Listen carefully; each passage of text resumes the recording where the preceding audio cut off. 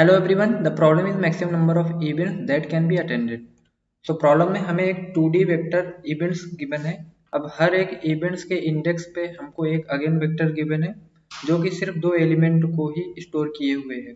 जो पहला एलिमेंट है वो ये बता रहा है कि कोई इवेंट, जैसे ये जीरो इवेंट, ये फर्स्ट इवेंट, ये सेकेंड इवेंट। तो जीरो इवेंट हमारा जो स्टार्ट हो रहा है वो 1 पे हो रहा है और जो एंड हो रहा है वो सेकेंड डे पे हो रहा है। जो मेरा फर्स्ट इवेंट है वो सेकेंड डे पे स्टार्ट हो रहा है और थर्ड डे पे एंड हो रहा है। इसी तरीके से सेकेंड इवेंट जो है वो थर्ड डे पे स्टार्ट हो रहा है, फोर्थ डे पे एंड हो रहा है। तो अब हमें यहाँ पे करना क्या है, हमें बताना है कि maximum number of event that we can attend. तो कितने इवेंट्स हम लोग अटेंड कर सकते हैं एक्चुअली। तो हमें क्या करना है, हर एक इवेंट पे जाकर चेक करना है कि हम उसको कौन सा डे अलॉट करें कि हम उस इवेंट को अटेंड कर लें, और हम लोग उस डे पे कोई दूसरा इवेंट अटेंड नहीं कर सकते। और वो डे जो होना चाहिए, ऑब्वियस सी बात है, स्टार्टिंग और एंडिंग के बीच में है तो उसके इक्वल होना चाहिए। क्योंकि जब इवेंट स्टार्ट ही नहीं हुआ या तो ये एंड पहले ही हो गया, वो दिन अलॉट करने से हमें कोई फायदा नहीं होगा। आइए देखते हैं कि इस क्वेश्चन को हम लोग कैसे कर सकते हैं। इस क्वेश्चन को करने के लिए सबसे पहले जो चीज़ें हमें देखनी है, सबसे पहले हम लोग कॉन्स्टेंट्स देख लेते हैं। तो यहाँ पे हमें कहा गया कि जो हमारा ये इवेंट 2D एरे है, ये हमारा मैक्सिमम 10⁵ लेंथ का हो सकता है। और हर एक इंडेक्स में मैक्सिमम 2 एलिमेंट हो सकते हैं जो कि स्टार्टिंग पॉइंट और एंडिंग पॉइंट है। और जो मेरा स्टार्टिंग और एंडिंग डे है जो मेरा, वो स्टार्ट तो मिनिमम 1 पे हो सकता है और एंड कब हो सकता है, मैक्सिमम मैक्सिमम 10⁵ पे। ठीक है, तो आई होप तुम्हें कॉन्स्टेंट समझ में आ गया होगा। कंस्टेंट देख के तुम्हें आइडिया लग गया होगा, 10⁵ मतलब n log n maximum time complexity हमारे कोड की होने वाली है जो भी हम लिखने वाले हैं। तो सबसे पहला ऑब्जर्वेशन क्या करना है, यहाँ पे सबसे पहला ऑब्जर्वेशन है कि हमारे पास डेज गिवन है, तो हम डे 1 से स्टार्ट कर सकते हैं और किस डे तक जा सकते हैं, तो हम 10⁵ डेज तक अलॉट कर सकते हैं अपने इवेंट को। बट ये पहला एग्जाम्पल टेस्ट केस लो जिसमें हमारे पास 1 2 2 3 और 3 4 दिया है। अब अगर मैं पूछता हूँ तुमसे कि मुझे फिफ्थ डे को अलॉट करना है, इसमें डे 1 से लेकर 10⁵ तक डे हो सकते हैं। अब अगर मैंने कहा तुम्हें डे फिफ्थ अलॉट करना है, तो क्या तुम कभी अलॉट कर पाओगे? तो कभी ऐसा कोई इवेंट है ही नहीं जो स्टार्ट या एंड फिफ्थ डे पे हो रहा हो या तो उसके बीच में हो रहा हो। नहीं है ऐसा कोई इवेंट। तो मतलब 5 से लेकर 10⁵ को हम डिस्कार्ड कर सकते हैं यहाँ पे। सिर्फ 1 2 3 4 डेज को ही हम अलॉट कर सकते हैं। कैसे? मैंने कहा फोर्थ डे को क्या तुम अलॉट कर सकते हो? तो हाँ, पॉसिबिलिटी है कि 3,4 पे हम फोर्थ डे विजिट कर लें, अटेंड कर लें। तो ये चीज़ टर्मिनेट कैसे हुई इतने सारे डेज? हमने ये छोटा सा इंट्यूशन चेक किया कि जो भी हमारा लास्ट वाला इवेंट है, या तो ऐसा भी बोल सकते हैं जिस भी इवेंट का एंडिंग पॉइंट सबसे ज़्यादा लार्जेस्ट है, लार्जेस्ट एंडिंग पॉइंट, वही हमारा मैक्सिमम डेज हो सकता है जिससे कि हम उस पर्टिकुलर इवेंट को अटेंड कर सकते हैं। ठीक है, तो हमने अपने डेज की जो साइज को मिनिमाइज कर लिया with the help of last and day of particular event. तो ये पर्टिकुलर टेस्ट केस लेके देखो, इसमें हमारे पास मिनिमम डे जो हम अलॉटमेंट स्टार्ट कर सकते हैं 1 डे से स्टार्ट कर सकते हैं, और जो मैक्सिमम डे हम लोग इसको अलॉट कर सकते हैं वो क्या है, 4। तो 1 2 3 4 ये 4 दिन हमारे पास में। ठीक है, अब हमने क्या किया, हमने पहले इवेंट पे आए हैं, हमने चेक किया क्या ये स्टार्टिंग डे जो है वो अभी तक हमने किसी को अलॉट किया है, तो नहीं किया है, तो इसी वाले को हम इसको तुरंत अलॉट कर देंगे। अब इसकी कहानी खत्म हो गई, अगले इवेंट पे आए, मैंने चेक किया क्या मैंने 1 को ऑलरेडी कहीं अलॉट कर दिया है, तो हाँ कर दिया है, तो 1 से जस्ट बड़ा जो डे है वो इसको अलॉट कर दो। तो तुमने इधर चेक किया आगे कि 2, क्या 2 हम अलॉट कर सकते हैं इधर? तुमने कहा बिल्कुल कर सकते हैं। तो एकदम स्टार्टिंग डे को जस्ट करीब एकदम पास में रहो, जो डे अलॉट कर पाओ वो वाला कर दो। तो हमने इसको 2 कर दिया। अब हमें कैसे पता चलेगा ये चीजें? देखो, अगर हमने 1 को अलॉट कर दिया है, अब यहीं से तुम्हारा इंट्यूशन बनना चालू हो जाता है। तो ये डे जो हमने लिया 1 2 3 4, जितना भी तुम रेंज तक लोगे 1 से लेके 10⁵ मैक्सिमम रेंज होगी। ठीक है, रेंज को मिनिमाइज कैसे करोगे मैंने बता दिया कि जो भी तुम्हारा लार्जेस्ट एंडिंग पॉइंट होगा तुम्हारे 2D वेक्टर में, मैक्सिमम उतने डेज ही तुम्हें अलॉट करना है। तो तुम्हें क्या करना है, एक सेट या कोई भी ऐसा डेटा स्ट्रक्चर ले लेना है जो सॉर्टेड ऑर्डर में चीजों को मेंटेन करके चल रहा है। क्योंकि अगर मैंने इन सारे डेज को इस सेट के अंदर लेटर सपोर्ट डाल दिया, इस सेट के अंदर 1 2 3 4 आ गया, अब मैंने अगर किसी डे को अलॉट कर दिया है तो इस डे को मुझे इस डेटा स्ट्रक्चर में से हटा देना है। क्यों हटा देना है? क्योंकि अब इस डे को मैं कभी और किसी को अलॉट नहीं कर सकता। जैसे कि यहाँ पे देखो प्रॉब्लम आई, जब मैंने 1 2 3 4 लिया, मैंने 1 को अलॉट कर दिया। अब अगले टेस्ट केस के लिए फिर से मैंने 1 सर्च किया, क्योंकि मैं तो कोशिश करूंगा ना जो स्टार्टिंग डे है उसी को मैं सर्च करने की कोशिश करूंगा। लेकिन वो डे जब मैंने पहले से अलॉट कर दिया है तो जस्ट उसका अगला डे मुझे कंसीडर करना है। तो सॉर्टेड होने पे ये फायदा होगा कि 1 2 3 4 ऐसे सॉर्टेड ऑर्डर में रहेंगे। अब अगर 1 था तो 1 को मैंने हटा दिया इस डिटेक्शन में से, क्योंकि मैंने अलॉट कर दिया। तो अब अगला डे कौन सा बचा? 2। यहाँ पे तुम बताओ तुम्हें कौन बाइनरी सर्च क्या लगा सकते हो यहाँ पे? तो अगर तुम्हें याद हो, अगर तुमने मेरी वीडियो देखी हो, अगर नहीं देखी तो लिंक दे दूंगा। बहुत इजी कॉन्सेप्ट है लोअर बाउंड का और अपर बाउंड का। तो मुझे जो यहाँ पे याद आता है वो आता है लोअर बाउंड। देखो पहले फायदा तो ये मेरा था कि जस्ट मुझे एक से बड़ा अगला डे कंसीडर करना है, उसके लिए मैंने डेटा को सॉर्टेड डेटा स्ट्रक्चर में इंसर्ट करना ज्यादा प्रिफर्ड समझा। दूसरा देखो, अगर मैं सर्च करूंगा ना, मैं क्या सर्च करूंगा? इस स्टार्टिंग डे को सर्च करूंगा अपने इस डेटा स्ट्रक्चर में। अब अगर वो नहीं मिला तो जस्ट उससे बड़ा मुझे चाहिए। तो ये कौन सा तुम्हें एल्गोरिथम याद आता है? तो आता है लोअर बाउंड याद। लोअर बाउंड क्या करता था? लोअर बाउंड कहता था कि अगर किसी एलिमेंट को सर्च कर रहे हो सॉर्टेड डेटा स्ट्रक्चर में, तो वो क्या करता था? या तो वो सेम एलिमेंट का आइटरेटर रिटर्न करता था। अब जिन्हें आइटरेटर का कॉन्सेप्ट नहीं पता, बहुत इजी होता है, आई होप तुम जाके नेट पे देख के पढ़ लोगे। अभी के लिए मैं अपने वर्डिंग थोड़ी सी चेंज कर देता हूँ। मैं कहता हूँ कि वो पर्टिकुलर एलिमेंट रिटर्न करेगा। जैसे मैंने 1 पास किया तो 1 अगर इधर अवेलेबल है तो वो 1 पास कर देगा, और अगर 1 अवेलेबल नहीं है तो 1 से जस्ट बड़ा जो एलिमेंट है वो उसको पास करेगा। तो अगर अब यहाँ 1 मैंने अलॉट करके इसको इरेज कर दिया था, तो अब जब मैंने अगले इवेंट के लिए 1 सर्च किया अपने इस डेटा स्ट्रक्चर में, तो उसे 1 की बजाय क्या मिलना चाहिए? जस्ट उससे बड़ा, मतलब 2 मिलेगा। देखो मुझे चाहिए भी क्या था, मैं जितना करीब से करीब रहूं उतना मेरे लिए फायदेमंद था। ठीक है, अब आते हैं हम इवेंट नंबर सेकंड पे, सेकंड इंडेक्स पे। यहाँ पे मैंने चेक किया स्टार्टिंग पॉइंट को 2 को, मैंने कहा जाओ 2 को सर्च करो। अब मैंने 2 को इधर से डिलीट कर दिया था, इरेज कर दिया था। मेरे पास सिर्फ थर्ड डे बचा है, फोर्थ डे, क्योंकि 1 और 2 डे ऑलरेडी मैंने एक इवेंट के लिए बुक कर दिया है। तो 2,3 के लिए जो कि इवेंट मेरा 2 पे स्टार्ट हो रहा है एंड 3 पे हो रहा है, उसके लिए मैंने जब सर्च किया तो मुझे 2,3 के लिए आंसर 3 मिला कि थर्ड डे को मैं खाली है मेरे पास वो स्लॉट, मैं इसे दे सकता हूँ क्या? मैंने इस स्लॉट को दे दिया। मैंने कहा 2,3 में मैं थर्ड डे क्या है 2,3 वाले इवेंट को देख लिया, मतलब मैंने इसको भी देख लिया, अटेंड कर लिया, इसको भी अटेंड कर लिया, इसको भी अटेंड कर लिया। लेकिन जैसे ही मैं इस वाले इवेंट पे आया तो मुझे जानते हो क्या प्रॉब्लम आने वाली है? मैं जैसे ही स्टार्टिंग पॉइंट को सर्च करना चाहूंगा तो अब मेरे पास 4 बचा है, सिर्फ फोर्थ डे मेरे पास रिमेनिंग है। मतलब मैं इस डे को किसी को अलॉट कर सकता था, किसी इवेंट को, तभी तो मेरे डेटा स्ट्रक्चर में ये लाई करता है। याद करो, मैंने मैक्सिमम डे जो मैं अलॉट कर सकता हूँ किसी इवेंट को, वहां तक मैंने अपने डेटा स्ट्रक्चर में साइज रखी थी, मतलब डेज रखे थे। जैसे ये 4 यहाँ क्यों रखा? क्योंकि फोर्थ डे में किसी इवेंट को अलॉट कर सकता था। ठीक है, पर जब मैं यहाँ पे आया तो मैंने जब 2 को सर्च किया तो ना तो 2 मिला, 2 के जस्ट ग्रेटर 3, 3 भी नहीं मिला, जस्ट ग्रेटर 4, 4 मिला। लेकिन क्या इसको 4 में अलॉट कर सकता हूँ? कभी नहीं कर सकता, क्योंकि ये तो पहले ही हो जा रहा है। तो यहाँ पे तुम्हें एक चीज और समझ में आई, ये सारी चीजें तुम्हें नोट करने वाली कि अगर तुमने लोअर बाउंड लगा के, ठीक है, लोअर बाउंड लगा के स्टार्टिंग को सर्च किया किसमें? सेट में। ये जो सेट मैंने लिया इसमें तुमने सर्च किया, अगर ये is equal to S T dot and आ गया, इसका मतलब क्या है? इसका मतलब ये है ना कि तुम्हारा जो डेटा स्ट्रक्चर है उसके बाहर पॉइंट कर रहा है वो। तो अगर बाहर पॉइंट कर रहा है तो क्या तुम कभी अलॉट कर सकते हो उस डे को वहां पे अपने इवेंट पे? नहीं कर सकते ना, तो तुम्हें कंटिन्यू हो जाना है। ठीक है, कंटिन्यू हो जाना है। ठीक, और दूसरा केस क्या है? दूसरा केस ये है, लेट अस सपोज यहाँ पे तुम्हारे डेटा स्ट्रक्चर के अंदर 5 भी होता है इंक्लूडेड। ठीक है, जैसे यहाँ पे एक इवेंट ये रहा होता है 5, तो मैक्सिमम 5 डे अलॉट हो सकता था। लेकिन 2,3 के लिए उसे आंसर फोर्थ डे मिला। बट क्या तुम फोर्थ डे इधर अलॉट कर सकते हो? नहीं कर सकते। और क्या 4 तुम्हारा इस सेट के बाहर पॉइंट कर रहा है? नहीं कर रहा है, क्योंकि अभी एक एलिमेंट रिमेनिंग है।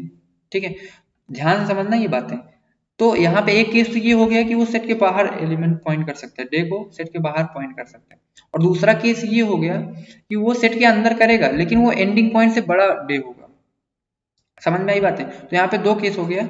और क्या हो सकता है कि जो भी तुम्हारा आइटरेटर रिटर्न करता है लोअर बाउंड, तो स्टार आईटी, यहाँ पे IT is equal to S T dot lower bound तुमने लगाया होगा, तो star IT greater than end, तो इसके लिए भी कंटिन्यू कर दो। ठीक है, ये सारी चीजें आई होप तुम्हें समझ में आ गई होंगी। बट अभी भी अगर तुम्हें डाउट आ रहा होगा तो यही आ रहा होगा कि जब हम 4 और 5 को अलॉट कर सकते थे बट हम कर नहीं पाए, इसका मतलब हमें क्या अभी तक maximum number of event you can attend, तो क्या तुमने मैक्सिमम इवेंट को अटेंड किया? नहीं किया, क्योंकि तुम्हारे सेट में जितने भी डेज हैं उन सबको तुम्हें अलॉट कर देना था अकॉर्डिंग टू योर इंट्यूशन, लेकिन तुम्हारा अभी तक तुमने 4 डे और 5 डे अलॉट कर ही नहीं पाए, तो प्रॉब्लम कहाँ पे आई? अब अगर पैरेलली तुम यहाँ पे देखो, मैं थोड़ा सा अपना सॉल्यूशन चेंज कर रहा हूँ। मैंने इस वाले को ये पहला वाला डे अलॉट कर दिया, इसके बाद मैंने इस वाले को सेकंड डे अलॉट कर दिया, इस वाले को मैंने थर्ड डे अलॉट कर दिया और इस वाले को मैंने फोर्थ डे अलॉट कर दिया। अब तुम देख के बताओ, इस वाले में तुमने मैक्सिमम 3 इवेंट अटेंड किए थे और हर एक डे सिर्फ एक ही इवेंट अटेंड कर सकते थे, ऐसा भी गिवन था। बट इसमें देखो, इसमें तुमने मैक्सिमम 4 डे अटेंड कर लिया और जबकि एक दिन में तुमने एक ही डे अटेंड किया और तुम्हारा पूरा सेट में जितने भी तुमने डेज डाले थे वो सारे भी एग्जॉस्ट हो गए। तो अब तुम्हें अपना थोड़ा सा लॉजिक चेंज करना है। लॉजिक ये करना है, तुम्हें सॉर्टिंग परफॉर्म करनी है, यहाँ से तुम्हें इंट्यूशन आएगा सॉर्टिंग परफॉर्म करनी है। बट किसके अकॉर्डिंग परफॉर्म करोगे? तो एक्चुअली तुम देखो, तुम सबसे पहले जो डे अलॉट करोगे ना, वो तुम इसको मत करो, इसको मत करो, तुम सबसे पहले इसको डे अलॉट करो। तुम ध्यान से देखो, मैंने कहा तुम इसको सबसे पहले डे अलॉट करो 2,3 को। सॉर्टिंग कैसे करनी है वो वाले के लिए मैं समझा रहा हूँ। तो सबसे पहले मैंने 2,3 को पिक किया, अब ये भी 2,3 ये भी 2,3 है, तो कोई सा भी तुम पहले पिक कर लो। तो मैंने 2,3 को 2 को सर्च किया अपने डेज में कि क्या मेरा 2 अलॉटेड है, तो मेरा 2 अभी तक किसी को अलॉटेड नहीं है। तो लोअर बाउंड जब मैं सर्च करूंगा 2 को, 2 के लिए, तो मुझे 2 ही मिल जाएगा और मैं इस 2 को कर दूंगा डिलीट, जिससे कि ये कभी और किसी को अलॉट ना हो। फिर मैं इस वाले इवेंट के लिए क्या करूंगा, मैं करूंगा 2 को अगेन सर्च, बट 2 जब नहीं मिलेगा उसे, तो 2 से नेक्स्ट ग्रेटर 3 मिला, तो उसने कहा क्या 3, क्या 3 मेरा एंडिंग पॉइंट से बड़ा है? तो बड़ा नहीं है, इसका मतलब 3 डेज को मैं अलॉट कर सकता हूँ इसको। ठीक है, मैंने इसको भी अलॉट कर दिया। अब देखो, मैंने इन दोनों को अलॉट कर दिया, इसका मतलब अभी तक मैक्सिमम मैंने 2 इवेंट अटेंड कर लिए हैं। अब मैं क्या करूंगा, अब मैं इस 1 2 3 4 वाले को अटेंड कर लूंगा, इजिली कर लूंगा। 1 2 3 मैंने इसमें सर्च किया 1 को, तो उसने 1 को किसी को अटेंड नहीं किया था, तो 1 वाला अलॉट कर दिया, 1 को कर दिया डिलीट। फिर से अब मैंने 1 को सर्च किया, तो 1 को अब मैं जब सर्च करूंगा तो मुझे 4 मिलेगा और 4 को मैं कर दूंगा डिलीट, और देखो मैंने 4 को अलॉट कर दिया, मुझे मैक्सिमम 4 आंसर मिले। तो मुझे क्या करना है, मुझे इसका मतलब सॉर्ट करना है according to ending time, sort according to ending time. अब एंडिंग टाइम्स के अकॉर्डिंग सॉर्ट करने पे हमें क्या फायदा होगा, क्यों हमें इंट्यूशन आएगा कि हमें sort according to ending time करना है? क्योंकि अगर एंडिंग टाइम मेरा पहले खत्म हो गया, जैसे कि इस टेस्ट केस में तुम देख सकते हो, मेरा जो स्टार्टिंग वाला है वो तो चलो ठीक है, बट जो एंडिंग है वो मेरा इतने पूरे रेंज को कवर किए हुए है, लेकिन जो मेरा एंडिंग पॉइंट है यहाँ पे, एंडिंग डे है, वो मेरा पहले एग्जॉस्ट हो गया, पहले ही खत्म हो गया, मतलब कोई इवेंट लेट स्टार्ट हुआ बट पहले ही एंड हो गया। तो इसलिए हमें उस केस को टैकल करने के लिए, जिससे कि हम ऐसे इवेंट्स को अटेंड कर सकें, उसके लिए हम क्या करेंगे, एंडिंग टाइम के अकॉर्डिंग सॉर्ट कर देंगे, जिससे कि अब अगर हम एंडिंग टाइम के अकॉर्डिंग सॉर्ट करेंगे तो इसके लिए आंसर आएगा 2,3 2,3 1,4 1,4। और अगर कोई केस ऐसा आता है जिसमें तुम्हारा एंडिंग पॉइंट सेम है बट स्टार्टिंग पॉइंट डिफरेंट है, तो उस केस में क्या करोगे, उस केस में ये तो देखो एंडिंग पॉइंट के अकॉर्डिंग तो इसमें कोई फर्क नहीं आएगा, तो स्टार्टिंग पॉइंट के अकॉर्डिंग इंक्रीजिंग ऑर्डर में उसको भी सॉर्ट कर देना। ठीक है, इसका मतलब तुम्हें एंडिंग पॉइंट के अकॉर्डिंग इंक्रीजिंग ऑर्डर में डेटा को सॉर्ट करना है। ग्रीडी अप्रोच अब यहाँ पे हो जाती है, और हम सेट डेटा स्ट्रक्चर का यूज करने वाले हैं। मैप से भी तुम कर सकते हो, बट सेट यहाँ पे ज़्यादा इंट्यूटिव रहेगा। तो चलिए अब इसका सोल्यूशन देख लेते हैं। मैंने क्या किया, मैंने एक सेट डेटा स्ट्रक्चर लिया। सेट ही क्यों लिया, क्योंकि सेट में हम लोग सारे डेज को स्टोर करने वाले हैं जो अभी तक हमने अलॉट नहीं किया इवेंट्स को। हमने कंपेरेटर सॉर्ट की हेल्प से अपने डेटा को सॉर्ट कर लिया है। सॉर्ट किसके अकॉर्डिंग किया है, according to increasing order of end time.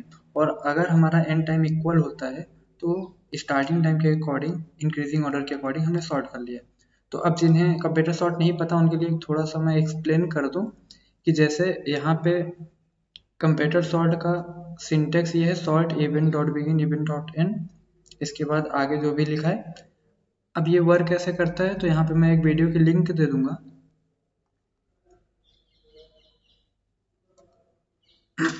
अब यहाँ पे ये जो तो मैंने वेक्टर पास किए हैं, वेक्टर इंट ए और वेक्टर इंट बी, ये क्या होते हैं? अब जैसे कि मेरा कंपेटर सॉर्ट में ये दो वेक्टर्स पास हो जाएंगे, ये मेरा पूरा 2D वेक्टर है। अब 2D वेक्टर के अंदर मेरा वेक्टर ऑफ वेक्टर, मतलब वेक्टर सारे इंडेक्स पे प्रेजेंट हैं। अब दो दो वेक्टर जाते हैं आपस में कंपेयर होने, ठीक है, हमारे कंपेटर सॉर्ट में। तो यहाँ पे ये 0th इंडेक्स है, मतलब ये अगर ये मेरा ए है और ये मेरा बी है, तो ये 0th इंडेक्स हो गया, ये 1th इंडेक्स हो गया। तो ए ऑफ 0 और बी ऑफ 0 ये रहा, और बी ऑफ 1 ये रहा। अब मैंने ये कहा एंडिंग पॉइंट के अकॉर्डिंग मुझे करना है इंक्रीजिंग ऑर्डर में सॉर्ट, ठीक है। मैंने क्या चेक करना चाहा, क्या B of 1 is equal to A of 1 है। अगर ये ट्रू है, इसका मतलब ये दोनों डेटा मेरे सेम है। अब अगर सेम है तो मुझे इसके अकॉर्डिंग इंक्रीजिंग ऑर्डर में चाहिए, ठीक है, ए 0 और बी 0 के अकॉर्डिंग। इसका मतलब अब मेरा A of 0 less than B of 0 करके मेरा सॉर्ट कर दो, ले, ठीक है। अब जैसे इस एग्जांपल में क्या होगा, इस एग्जांपल में ए ऑफ 0 भी इक्वल है, और मतलब ए ऑफ 0 बी ऑफ 0 के इक्वल है, ए ऑफ 1 बी ऑफ 1 के इक्वल है, तो कोई दिक्कत नहीं होगी। लेकिन अगर इसी की जगह मैं एक एग्जांपल ले लूँ, लाइक 2 5 1 3, ये मान लो ए है, ये मान लो मेरा बी है, तो ये मेरा ए ऑफ 0 ए ऑफ 1 और ये बी ऑफ 0 बी ऑफ 1। अब अगर मैंने ए और बी यहाँ पे कंपेयर करना चाहा, तो मेरा पहला स्टेटमेंट ये था कि A of 1 is equal to B of 1। तो 5 और 3 इक्वल नहीं है, तो अगर इक्वल नहीं है तो 3 वाला टर्म पहले आ जाए, ठीक है, A of 1 less than B of 1 मेरा एग्जीक्यूट हो जाए। तो इसका मतलब मेरा 3 पहले आ जाएगा और 5 उसके बाद चला जाएगा, मतलब ये शॉर्ट होके 1 3 पहले आ जाएगा, इसके बाद 2 5। लेकिन अगर इसी की जगह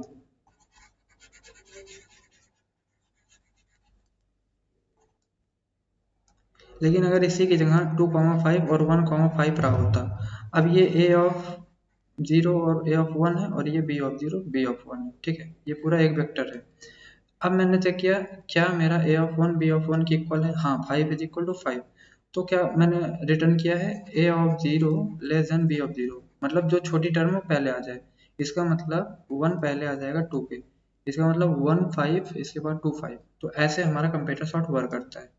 अब हमारा नेक्स्ट स्टेप क्या होगा कि हम अपने इवेंट एरे को पूरा आइटरेट करेंगे, इवेंट वेक्टर को, और हम लोग फाइंड करेंगे कि हर एक इवेंट के लिए कौन सा डे हम लोग अलॉट कर सकते हैं।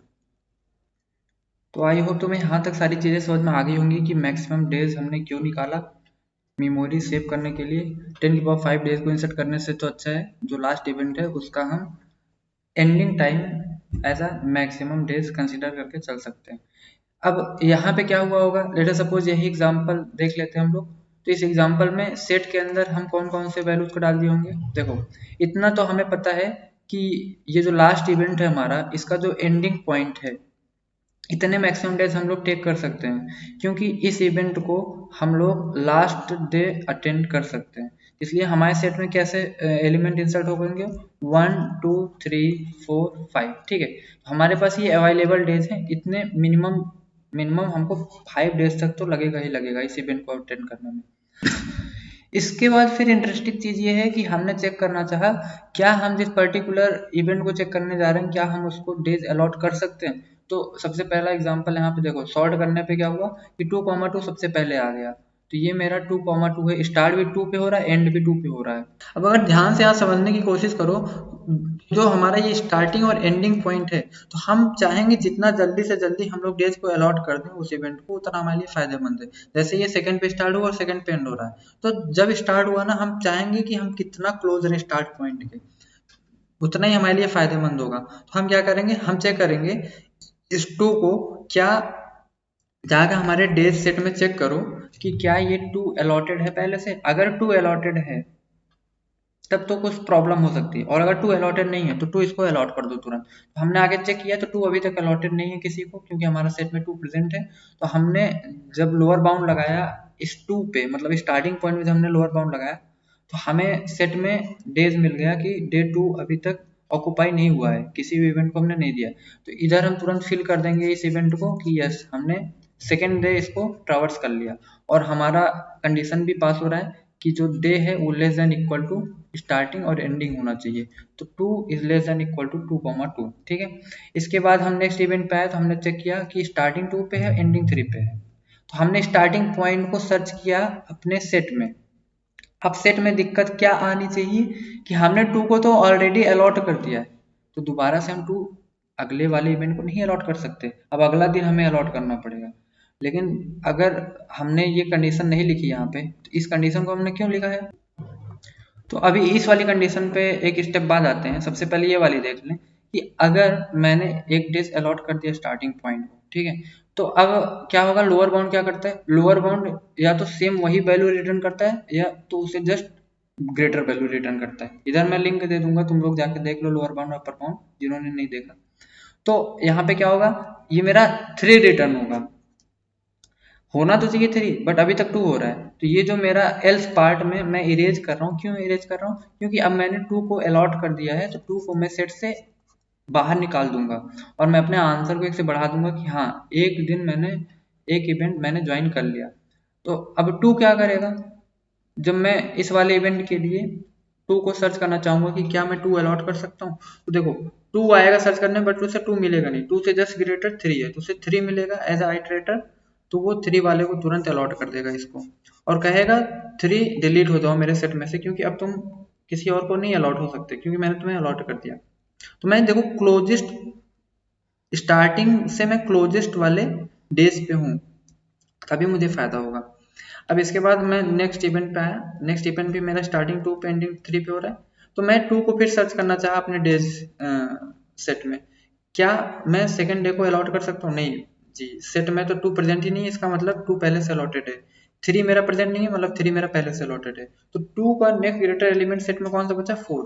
क्या मैं फोर्थ डे को अलॉट करना चाहूंगा? तो एक प्रॉब्लम आ गई यहाँ पे, क्योंकि ये तो एंडिंग पहले ही हो जा रहा है, ये थर्ड डे ही एंड हो जा रहा है, जबकि हम फोर्थ डे इसको शेड्यूल करना चाह रहे हैं इवेंट को। तो इसलिए ये इंपॉर्टेंट चेक लगाना पड़ेगा हमें कि जब हम कैन अलॉट डेज, जो भी हमने बाइनरी सर्च किया लोअर बाउंड निकाल के कि 2 का लोअर बाउंड जैसे यहाँ पे 4 आया, क्या 4 मेरा मैं अलॉट कर सकता हूँ? तो उसके लिए कंडीशन क्या चेक करनी है, क्या ये सेट से बाहर तो नहीं चला गया, क्या ये मेरा सेट को एक्सीड तो नहीं कर रहा है? एक्सीड कब करेगा? लेट अस सपोज हम किसी इवेंट पे हैं 10 की पावर 5 और हमारा मैक्सिमम डेज 10 की पावर 5 ही हो सकता है। तो अगर हमने 10 की पावर 5 पे लोअर बाउंड लगाया तो 10 की पावर 5 प्लस 1 पास होगा, मतलब एंड पास हो जाएगा। इसलिए हमने इधर कंडीशन चेक की, क्या वो एस टी डॉट एन की इक्वल है? अगर इसके इक्वल है तो कंटिन्यू हो जाए, क्योंकि हम उसको डेज अलॉट ही नहीं कर सकते। और दूसरा कब हम नहीं अलॉट कर सकते, जब हमारा जो डे आया निकल के वो हमारा एंडिंग पॉइंट से ही बड़ा हो। जैसे यहाँ पे तुम्हें दिखाई दे रहा होगा कि 2 का लोअर बाउंड जब हमने सर्च करना चाहा, ना तो 2 मिला उसे, ना तो 3 मिला, उसे मिला 4। तो 4 क्या मैं इसको अलॉट कर सकता हूँ? नहीं अलॉट कर सकता। इसलिए यहाँ पे मैं कंटिन्यू हो गया कि इस वाले को मैं अलॉट नहीं कर सकता। तो एक आंसर यहाँ मिला था, एक आंसर यहाँ मिला था, 2 आंसर। इसके बाद में मैं यहाँ पे आया, तो ये स्टार्टिंग 1 पे है, एंडिंग 5 पे है। मैंने कहा 1 का लोअर बाउंड सर्च करो। लोअर बाउंड क्या करेगा, या तो उस एलिमेंट के इक्वल एलिमेंट को रिटर्न करेगा या तो जस्ट उससे ग्रेटर। तो मैंने जैसे ही 1 को सर्च किया तो मेरे सेट में अभी तक 1 जो डे 1 था वो किसी इवेंट को अलॉट नहीं था। तुरंत मैं इसको फिल कर दूंगा। देखो मैं एकदम स्टार्टिंग पॉइंट के क्लोजेस्ट ही जा रहा हूँ और सेट मेरा इसमें हेल्प कर रहा है। मैंने 1 को इधर फिल कर दिया, ठीक है, ये अलॉट हो गया और आंसर मेरा इंक्रीज हो गया। अब जैसे मैंने 1 अलॉट किया तो 1 को मैं डिलीट भी कर दूंगा सेट में से, क्योंकि ये मैंने अलॉट कर दिया। अब अगेन मुझे 1 और 5, स्टार्टिंग 1 एंडिंग 5 मिला। तो मैं 1 को सर्च किया अपने सेट में, ठीक है, जैसे ही मैं सेट में सर्च करूंगा बचा है 4 और बचा है 5, तो मैं तुरंत 4 वाले को, 1 से जस्ट ग्रेटर 4 है तो 4 वाले को मैंने शेड्यूल कर दिया और मैंने क्या किया, 4 को डिलीट कर दिया। अब अगले कॉल में मैं क्या करूंगा, 1 का जब लोअर बाउंड सर्च करूंगा तो 5 ही मिलेगा मुझे मेरे सेट में, तो मैंने 5 को शेड्यूल कर दिया। इस तरीके से मेरे पास आंसर क्या निकल के आ गया, 5। आई होप तुम लोग को अच्छे समझ में आ गया होगा किस तरीके से हम लोग इस क्वेश्चन को अप्रोच कर रहे हैं। चलिए फिर मिलते हैं ऐसे किसी इंटरेस्टिंग वीडियो में। Thank you.